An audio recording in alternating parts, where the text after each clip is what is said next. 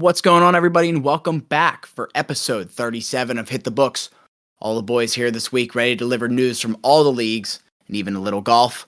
As everyone knows, NBA Finals, NHL Conference Finals, moving quick, lots to cover.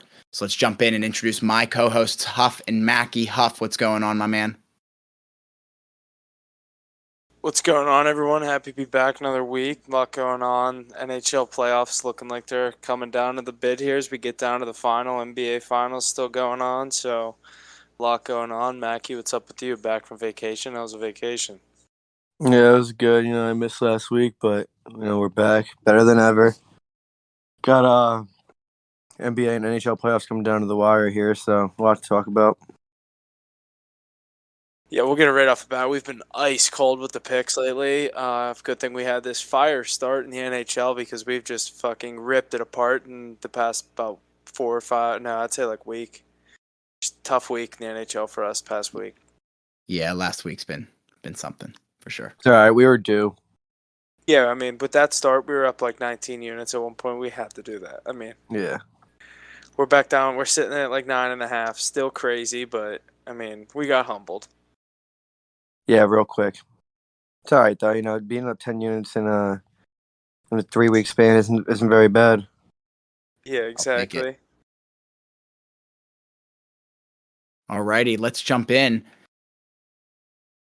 First, let's jump into the NFL. Sale of the Denver Broncos coming in at $4.5 billion to Robert Walton, marking most expensive team sale in American sports history. Chelsea Football Club being the most expensive sports franchise ever sold at a staggering $5.3 billion. Robert Walton is the owner of Walmart. His business title is an heir to the Walton family. So I think I heard today he's the oldest son of the owner of Walmart. Ah, okay. His net worth is $56 billion. Oh my God. So that's insane. This guy's doing all right. Monday morning, yeah, buying an NFL team. Just nothing to it. Yeah, I mean, I still don't know if this is like going through because I heard something this could be announced by like the end of the month or the beginning of July, but like it was just kind of announced, so I don't really know what they mean. I mean, obviously they have the official sale and all that stuff, but kind of what happened was, I guess this trust, I don't know who owns the Denver Broncos. I guess it's some sort of trust or something where whenever they put it up for sale, they have to take the highest bid, and I mean, any owner is going to take the highest bid, so I guess it doesn't really matter who owns it. So, but anyway, I guess they were putting out reports that they had multiple bids for $4.5 billion, and just hoping like to kind of build up the hype and kind of build up the, you know what I mean, the demand of the team, trying to get an offer north of $4.5 billion. And the only offer I think it's the only offer they got was the $4.5 billion from him, but. I keep seeing stuff like if it gets approved, like I don't know what has to get approved. Like if he has the money, if you can write a check for that much money, like I mean I know you can't just write a check for that, but like there's just laws and stuff to make sure that he can, with that amount of money, you gotta be like just protocol. Yeah, make sure he's not having monopoly on something, like he doesn't have like shares in something else, and conflict of interest, things like that. I can't believe it was like Mackie, like what you said. First thing, like you said, whenever you sent it to me, $4.5 billion. Yeah, for the Broncos, like why the Broncos? Why are they at this point the most wealthy franchise in all four major sports? I guess at this point, I think it's just going to be the ones that go for sale are going to be the next. You know what I mean? Like they're just going to continue to break each other. Continue to go up. Yeah. I guess we're coming to a new era. Like, you know what I mean? Especially with, you know what I mean, inflation the past year and a half, like. Yeah, that's what it is. It's inflation going up. These teams that are worth $2.5 billion, they're like, yeah, give me $4 billion. And the guy's like, fuck it, I don't care. Like, if you're spending $2.5 billion, you can afford $4 billion. Yeah. Yeah, exactly. You're not like if you're spending $2.5 billion, you got an extra $40 billion behind that. So yeah, or coming in, like Walmart, like He's going to make $500 million tomorrow morning. Unreal. You want to keep moving on with the NFL stuff? What's next? Yeah, next we got the Los Angeles Rams and multi-defensive player of the year, Aaron Donald, agrees to a 2-year, $60 million extension. The extension gives him a $40 million raise over the last 3 years of his existing contract with no New Year's added. The 3-year, now $95 million deal makes Aaron Donald the highest paid non-quarterback in NFL history. That's insane. Like, when I saw that number on ESPN today for him to be the highest paid non-quarterback ever, I just feel like, I mean, obviously the past couple seasons he's had with all the accolades, and now he's finally got the Super Bowl after, you know what I mean, getting there a couple years ago against Brady and the Patriots, and his team only scoring the 3 points in the Super Bowl, but hell of a career for him. I mean, 35 million to fucking play nose tackle. Like, the value some of these positions are getting, it's not just quarterbacks anymore. It used to be, you know, the quarterback made 25, 30 million, and then everyone else was like lucky to get 15, you know what I mean? I mean, now there's edge rushers making 28, 30, nose tackles making 30, these receivers, some of them, Devontae Adams, 25, 28 million. Like, it's crazy the money that's getting spread out to some of these players that aren't quarterbacks. But I mean, Aaron Donald, first guy to surpass 30 million is the, you know what I mean, not under center. So it's pretty crazy. I mean, he definitely deserves it. Yeah, it's really cool. I mean, yeah, he does deserve it. Obviously, he's definitely one of the best in the game, if not the best in the game. Could be in the conversation of best to ever do it. But I mean, I feel like he looked at them and he was like, "Give me 30 million a year. I'm retiring right now," and they're like, "Done." Like, obviously, you're going to give him the money that he wants. He's Aaron Donald. Yeah.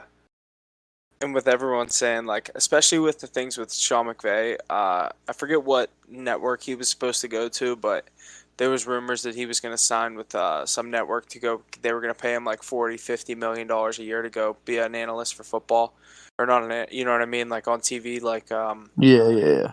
I think it was Amazon actually, or maybe it's in the future. But he ended up obviously, you know what I mean. He's still the coach of the Rams, but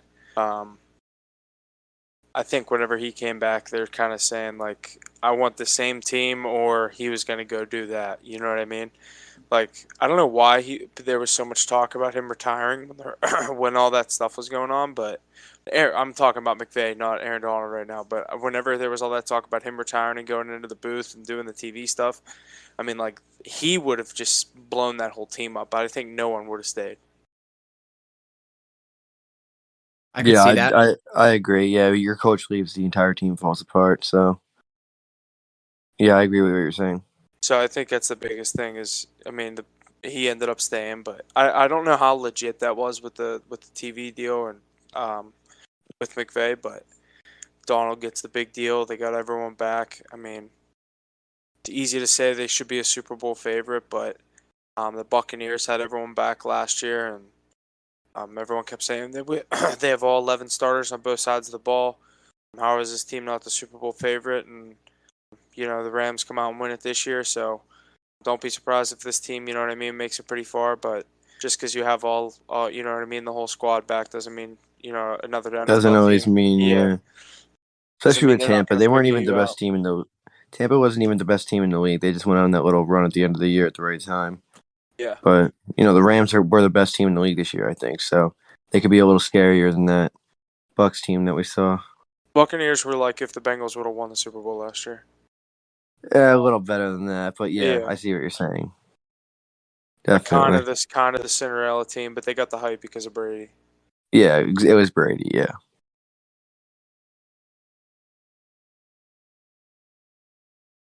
All right, next. After missing voluntary OTAs and asking to be traded, 49ers wide receiver Deebo Samuel is in attendance for San Francisco's mandatory minicamp that started today. That's interesting. Yeah, I forget who was saying this. They've been saying this for a couple of weeks on ESPN. They expected him to be there. They didn't expect him to sit out on this because obviously this is where you start touching into your guaranteed money that is coming his way. So obviously you're going to show up to this, put your head down, play football, and obviously I think he's still hoping to get traded, but from what everyone's saying on ESPN and Twitter, I think won't be surprised if he's a 49er this year. Just puts his head down, plays football, like I said, and kind of maybe deals with this next season as a true free agent. Yeah, I think he's a little too young to be sitting out and demanding things right now. Obviously, he says he wants to be traded, but he'll play through until he actually gets that trade, I think.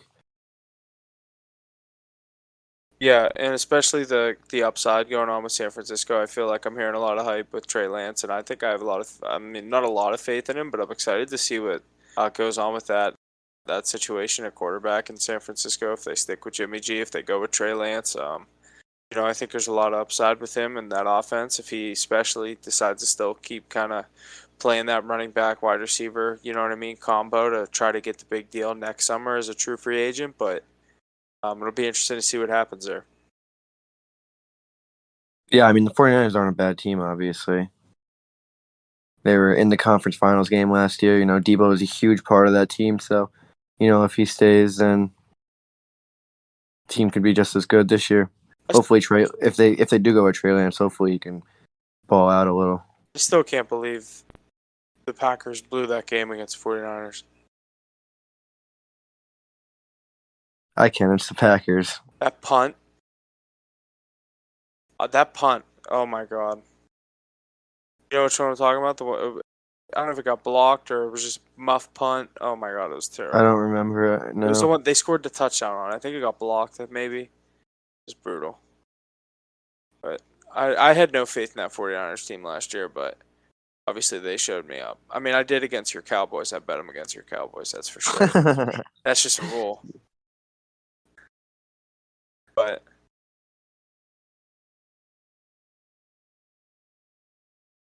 Good stuff. Yeah, Cleveland Browns are reportedly having internal conversations about bringing back wide receiver Odell Beckham Jr. This could be an interesting situation. Obviously, all the stuff that's going on with Deshaun Watson, and really now there's a whole nother spinoff of if he's going to play it all the season again and half the season, the whole season, indefinitely. You got to think sooner or later Roger Goodell's just going to put him on like the Josh Gordon list or the Antonio Brown list, where you're just kind of like indefinitely suspended until he decides what he wants to do with you, no matter what happens with the legal team. Just because, you know what I mean? Like, he's not bringing any good news to the NFL and football side. The NFL's a business, and if I'm running a business and this dude, is just constantly being correlated with the bad press and the bad media for all this stuff that he's done. Now a 24th woman coming forward with this case, and we'll just kind of touch on that point now, but another, obviously he gets through the 22 or 23 and another one steps forward, so who really knows what's going to happen with the Browns this year. So very interesting situation with them. So for him. What'd you say? It looks so bad. I mean, when things keep coming up, this looks so bad. He's never going to be able to put this behind him. They should just give him the 6-game suspension and call it over. I don't know. I can't believe Goodell hasn't just put him on an indefinite suspension list. You know what I mean? Like the Josh Gordon, I'll decide when you come back. Yeah. I don't know why he's getting this special treatment. $240 million guaranteed. Yeah, they shouldn't even have let him sign a contract. That was the big thing. Was that why did anybody even let him sign a contract worth $240 million as he's being prosecuted for sexual assault? On 22 cases. That was a big fuck up by the NFL. That's Cleveland Browns for you, baby. They wanted that quarterback so bad. But that's still the NFL. The NFL could sit there and tell them, you cannot sign this player right now. This player is off limits. But you're rewarding him with $240 million as he's being prosecuted for 22 sexual assault counts. I agree. But if there's a team I'd rather get fucked over, the Houston Texans are irrelevant, so I'd rather beat Cleveland. Yeah. I think this is so funny this is happening. I saw something Addison put something on Twitter today about what is it? NPA, non-disclosure agreement, NDA, something like that. He started tweeting about that kind of stuff. I'm like, oh, that's all he's going to be worried about now is this court case. I'm like, 2 months ago, he was like, oh, we got Deshaun Watson. We're winning the Super Bowl. Now they're back at the courtroom. And it's like, all right, are we even playing football this year? Or what are we doing here? But Step one. I really want the perfect scenario. He gets suspended for the whole year. And then Baker holds out and is just like, fuck you guys. I'm out of here. Oh my God, that'd be so funny. I mean, Alrighty, next, quarterback Ryan Fitzpatrick announces his retirement from the NFL after 17 seasons with 9 different teams. Pretty good career for him. What do you guys got? Mark, you want to start off on this one? Were you a big Fitzmagic fan? Let me know if I cut out. All right. I mean, yeah, he was the best backup quarterback of all time. He would always he only played well when he would come in behind after a quarterback got hurt, and he would have to come in, and then he was Fitzmagic. But great career. He made a name for himself. Get out of there. I mean, he had a long career, so played everywhere. Yeah, I mean, you said it. They were one of, if not the best backup quarterback. I think in the past couple of years, the best backup is going to be, obviously, people are going to bring up Nick Foles because he came in and won the Super Bowl, but different situation. I don't know if, people want to make that argument that Fitzpatrick ever had a kind of team like that, but that's a different argument for a different day. Hell of a career for him. I could name like a bunch of different scenarios where he's had crazy moments throughout his career, but just this past year was he with Miami last season, or was he behind Tua last year? I'm not really sure, to be honest. I don't know where he for some finished. reason think he was behind Tua last year. And it was either last year or the year before. They were playing the Oakland Raiders when he got face masked. They were down 23-20. He got face masked. They were on like their own 35-yard line. He threw it up. I forget who caught it. I think it was Devontae Parker. All right, I got one more point here for the NFL. Little betting trend. The Buffalo Bills have attracted twice as many bets and more than twice as much money wagered to win the Super Bowl than any other team on DraftKings this year. It's interesting. Very interesting. I guess I got a lot of faith in Josh Allen this year. Yeah, who knows, right? Like, a lot of money. Twice as much as any other team. It's surprising, too. Yeah. I mean, I think they are the Super Bowl favorite just because with all this movement going around in the AFC, they're the team that kind of stayed consistent and got better. Yeah. Like, I think if you asked like the most square NFL bettor, they'd say the Super Bowl is going to be like, I mean, they might be right. They might be right. They might get one of them, but I think they'd say Rams Bills. That's just my opinion. Yeah, I the think that's AFC like is just so tough. There's I so think many that's very teams. expected for someone to be like, this is going to be the Super Bowl, Bills Rams. I think that's the most common combination you would get. Yeah, there's just so many teams out in the AFC. Denver. The whole entire AFC West. Alrighty, wrapping up the NFL. Let's jump into some NBA. First, we got LeBron James becomes the first active professional athlete to reach the financial status of billionaire, according to Forbes. Holy crap. Like, I mean, the sources unreal. of income this guy has coming in. I mean, throughout his entire career, obviously, like, especially from what he's come from. I mean, building schools and with his Nike deal throughout the year, like the stuff he's done on and off the court, it's crazy. But I mean, never hear this dude in the news for anything bad. So to reach the financial status of billionaire while you're still playing hoops and with the goal to, you know what I mean? Obviously, his goal is to play with his son someday in the future, but unreal career, obviously. Like, you don't even need to sit here and act like no one knows who this guy is. So the 4 titles, everything he's done on the court, off the court, unreal. But just the fact to do it while you're active is crazy. My opinion, best basketball player of all time, and This is well deserved with everything he's done for the community. His I Promise school that he did in Cleveland, just giving back and everything. He's just, I don't know how anybody could hate this man, but good for him. Very good for him. Utah Jazz and Quinn Snyder mutually part ways, leaving the Utah Jazz with a head coaching vacancy. Along with the news came the star guard Donovan Mitchell described the situation as unsettling, unnerving, and wondering what it means for the franchise's future. Yeah, I mean, I think we don't see Donovan Mitchell in a Utah uniform this year.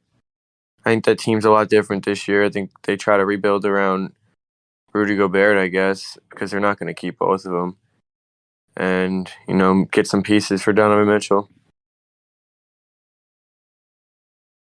Yeah, I mean, you alluded to this. You sent it to me, so him possibly. I've seen a couple trade destinations for him. I mean, the Knicks are definitely there. They think that's definitely a possibility for him to go there, but there's a couple landing spots. I didn't really peek around to some of the other ones, but obviously any team that gets Donovan Mitchell, that's going to be a huge addition for them going into the next season.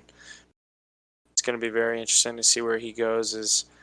Utah had a nice year this year, but I don't think really at any point. I think they were one of the most disrespected playoff teams. I had no faith in them this year to do anything. They were playing Dallas, who was a lower seed than them, and I just thought Dallas was going to win that series. I knew Luka was out, and a couple times I doubted Dallas in that series, but with Luka in that series, I was like, okay, this is Dallas in 5. Utah was dominant at home this year. You know what I mean? Yeah, they're always dominant at home, but they're awful on the road. And we saw them as a 1 seed 2 years ago, and they lose to? Who'd they lose to? The 4 seed, Clippers, maybe. Yeah, Clippers. Lost to the Clippers, and they were sick that year, and they couldn't do it that year. They weren't going to be able to do it this year. I don't know. They just couldn't figure it out together. Yeah, it's going to be interesting to see where he goes. Like you said, I don't think we see him play another game for the Jazz. Hopefully the Knicks. Be interesting. Alrighty, let's jump into some NBA Finals. Boston Celtics win Game 1 of the NBA Finals, 120-108. The Celtics outscored the Warriors 40-16 in the fourth quarter to come back and steal Game 1 in Golden State. All right, and in Game 2, the Warriors bounced back, winning 107-88 on their home floor. Series is now tied 1-1, going back to Boston for Games 3 and 4. Going to be a good series, I think. Like, you want to start out here? Yeah, I think I think this series definitely comes back to Golden State 2-2. I don't know. I feel like it should be 2-0 right now. Golden State handed them that Game 1 win because all they had to do was win. They could have lost by 11 in that fourth quarter and still won the game. And 40-16 in the fourth quarter is just you just can't do that, especially a team that has that much experience that they have, and how good their defense is. It's just that this can't happen. So, they bounced back Game 2. Just got to steal one in Boston now, and you're back on track. I think they still come out on top in this series. Do you think they take Game 3 or 4? I think Game 4. I think Boston wins tomorrow, actually, and then Warriors take Game 4 or 5, and they could potentially take 6 too. My take going into this series was as soon as the Warriors have 3 wins. I mean, obviously, if they got there, I think as soon as the Warriors have 3 wins, the series is over. Yeah, because they'll get that 4th one the next game. Like they will not mess around when they have that series. They can clinch it. And Boston hasn't been very good on the road this year in the playoffs at least. They're 5-4. They've struggled on the road at home. They've struggled in series clinching games on their home floor as well. Yeah, they're only 5-4 in the playoffs this year at home. So, I mean, you look at the Milwaukee series on their home floor. Yeah, they're up 3-2. They probably should have lost that series going back to Milwaukee. Yeah. No, they were home. Game 7. They lost Game 5, and then won Game 6 and Game 7. That's what I mean. They could have put that in position, you know what I mean, to go to Milwaukee and win it and then come home, you know what I mean? Like, all right, we just can't lose 2 straight. Yeah, but they had to win one on the road, Game 6 in Milwaukee, and then coming home Game 7, you don't really lose. Most home teams don't lose a Game 7 game. Yeah. He did. That was one big road win for the Celtics. Canes did. Yeah. But I don't know. What's your series prediction? I'm still going with Warriors in 6. Yeah, I got Warriors in 6 or 7. I don't know. I got them in 6. 6 looks realistic, I think. I don't know, because I do think Celtics win tomorrow night, but to go with my thing, like, I think literally what you said. I think Celtics win Game 3, Warriors 4, 5, 6. Series is over. Yeah, I think it's a high possibility. Yeah, that's. I'm sticking with my pick. Warriors in 6. All right, let's go on some hockey. Let's jump in some NHL.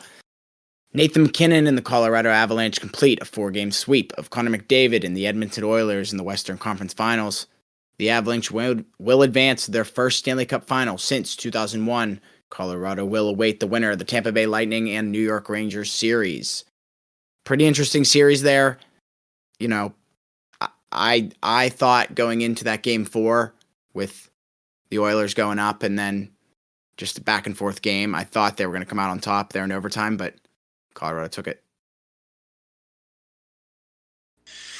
Yeah, I was pretty surprised to see them sweep this series. Obviously, all the hype that everyone, you know what I mean, wanted to see this series. I was talking about this as soon as I kind of realized it could line up this way out in the West. Obviously, as don't really have a team that I root for out there, but as soon as I realized I could see McKinnon versus McDavid in the NHL playoffs, I definitely wanted, especially the Western Conference Finals, I really wanted to see that matchup. And to see the series end in 4 games is a little bit of a disappointment from a fan perspective. You know, you wanted to see that series go 7, like it's looking like Tampa Bay and New York could go, but the Avs dominated the series. There was certain times when the Oilers, you know what I mean, showed their, how the offensive power that they showed throughout the entire season with McDavid and Evander Kane and Draisaitl, and they, you know what I mean, even last game, like they were up 3-1 at one point, and you know what I mean. Then the Avs 4-2. 4-2. Yeah, I was going to say 4-2, and then the scoring just gets up there. Avs end up winning it pretty quick in overtime to clinch a series and head to the Stanley Cup final. But for McDavid, I feel like that's a tough pill to swallow, getting swept by, a guy that you're kind of not really compared to for like skill, but you know what I mean? Like, you hate to see McKinnon get a cup before you know what I mean, with playoff success and the kind of teams that you're on. But McDavid will be back. I just feel like it's going to be interesting to see what the Oilers do. They got to get a goalie for him.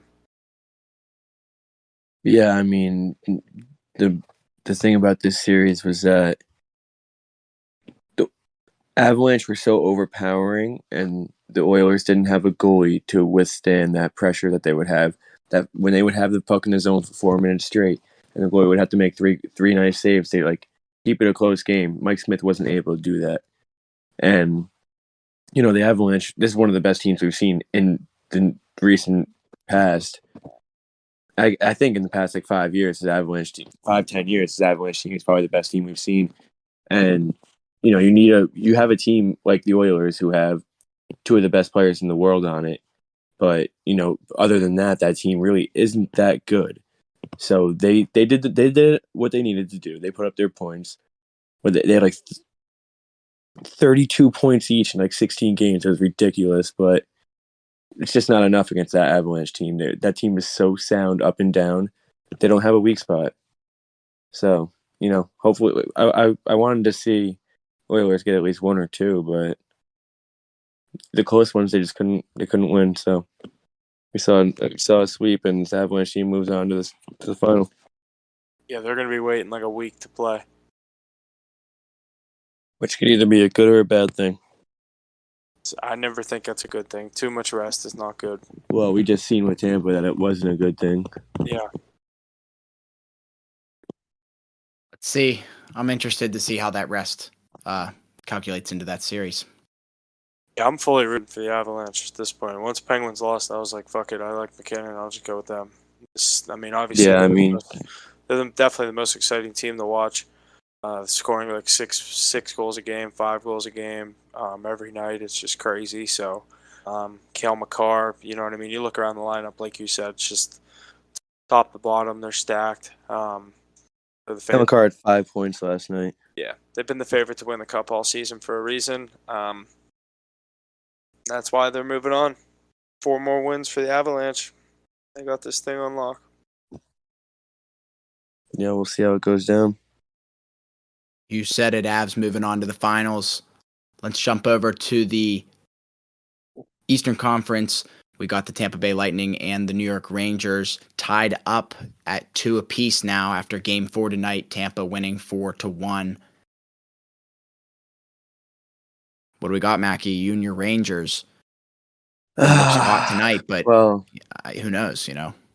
First, I want to say this is a great series. A huge goaltending matchup. You know, going into these to these conference finals matchups, we had McDavid and McKinnon, and then we had Vasilevsky and Shesterkin. And McDavid and McKinnon didn't really live up to the hype, but I was going to say this series is living up to the hype way more than the other series. They are definitely living up to the hype. Both goalies are playing wonderful this series, but you know, Rangers had it up. They scored.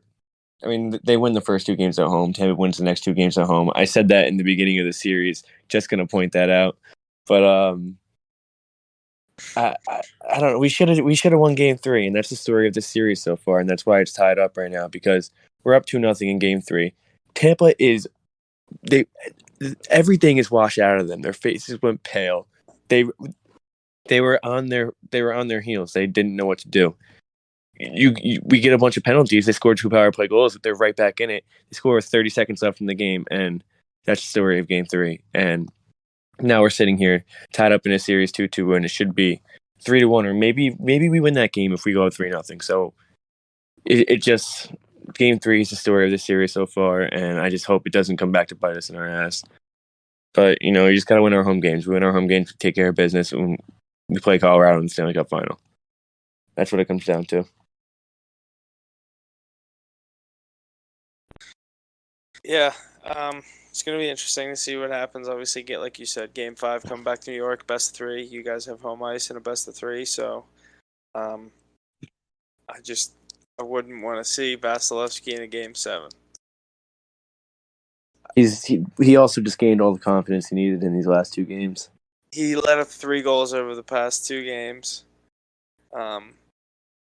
It's just when this guy's on. Obviously your goalie Shesterkin's sick too, so could go either way. Obviously, when you know what I mean, when a goalie's on home ice, things different things happen to confidence. But I would not want to see this guy in a Game 7. I mean, the stat was, the wins off a loss stat just broke. Obviously with them losing Game 2 of this series, but his save percentage or his goals against in elimination games is unreal. Yeah, so, you know, hopefully we don't have to get there. Hopefully we can just win these next 2 games, which also I don't see happening, but I don't know. You know, we put ourselves in a tough situation here now, not winning Game 3. My original pick before the series was Lightning in 6. I don't know if I feel too good about that, but obviously it's still alive, but I don't have any money or anything on it. It was just make a pick, but yeah. I didn't think the Rangers. I mean, I had Lightning in 6 too, so. I didn't think the Rangers would be playing with them like this. Yeah, I'm not gonna lie, as a Rangers fan, I didn't either, but we're here now, so you can't let off the gas. You got to win Game 5. That's what it comes down to. You got to win. You got to win their home game. You got to defend home ice at this point. Yeah, they have to win Game 5. I was gonna say, what do you think about this series? Yeah, this series is just like, I don't know. That Vasilevsky stat just keeps coming into my head. You can't underestimate the man. But Shesterkin is here to play. Like, he's not fucking around. He's good. He's shown that he can kick ass in series, no problem. I think it's truly a goalie battle coming down to the series, coming through 4 games here. So I think it's going to be good the rest of the way. And couple things coming out of the golf world this past week with that Live Golf Tour kind of getting going, as I think their first event might be this weekend or next weekend in London. Dustin Johnson becomes the latest player to officially resign from his membership on the PGA Tour Tuesday. Johnson's decision is surprising more than that made by others such as Louis Oosthuizen and Sergio Garcia. As the 37-year-old had more to lose as he was on the cusp of securing a lifetime membership on the PGA Tour with more than 20 wins while in the midst of his 15th season on tour. I saw that one on CBS Sports. And then obviously another big name with Dustin Johnson. I mean, in Dustin Johnson's case, he did get, I saw, upwards of $125 million to join this Live Golf Tour, or however you say it, but insane amounts of money. This Saudi-based company or whatever it is just handing out money to these golfers to come to their competitive league, I guess you would say, to the PGA Tour. But another big name is Phil Mickelson. After months of silence, has officially announced that he'll be joining Live Golf as well. During his announcement, Mickelson acknowledged the reason mostly that a recent struggle with a gambling problem, which led him to lose around $40 million. Mickelson said in an interview he will be getting paid roughly $200 million to join Live Golf. Unbelievable, man. That's crazy. Where is this money coming from? I don't know. That's like how between these two dudes, $325 million. Two guys.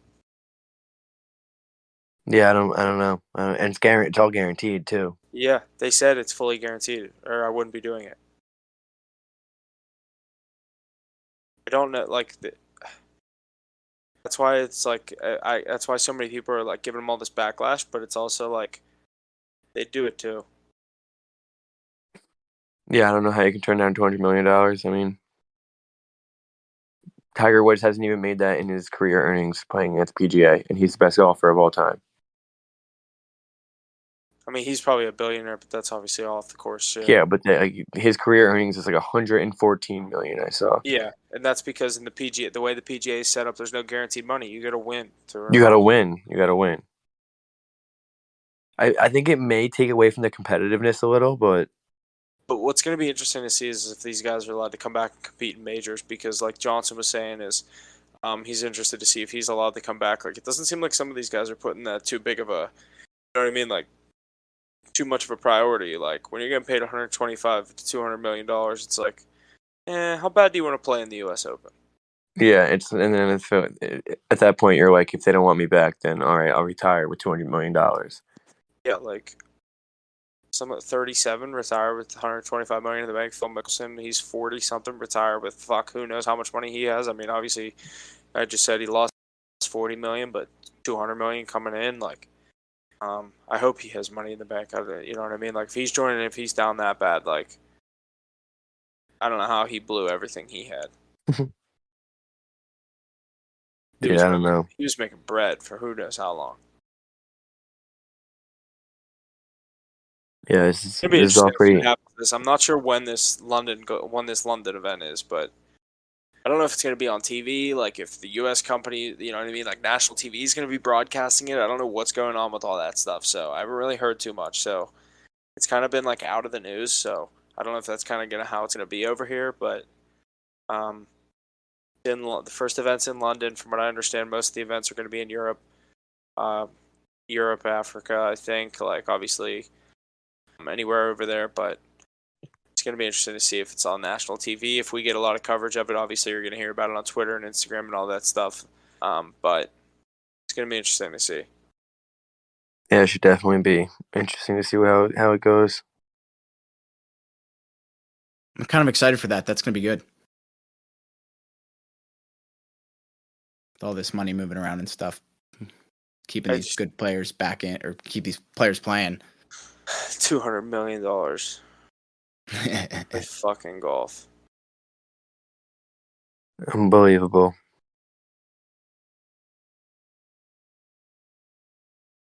All right, that's going to do it this week.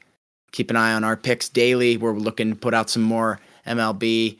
Keep moving on the finals here for the NBA, as well as conference finals, moving into the Stanley Cup finals for the NHL. I think that's all we got this week. Anything else, boys? No, that's it. Another great week. All right, thanks for listening. See you next week. Have a good one, boys. See you next week. And that's going to do it for us this week on Hit the Books podcast. Thank you for all the support week in and week out. Please be sure to share and check out our various social media platforms and check out our website. All the info is located in our link tree in the description below. And always remember to hit the books. Gambling problem, call 1-800-GAMBLER.